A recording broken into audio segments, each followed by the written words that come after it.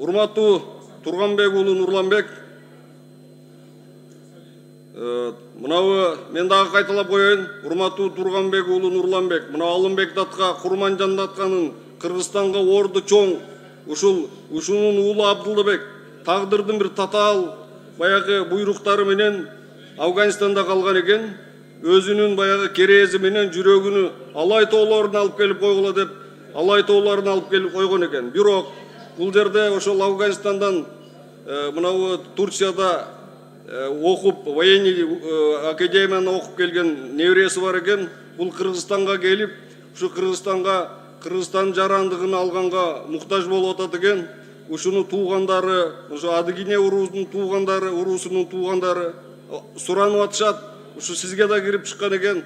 Ушуга бир жардам берип койсоңуз, ушундай тектүү адамдын балдары, неберелери бул жерде турганы, Кыргызстанда турганы жакшы. Ушуну сизден суранып кетет элек.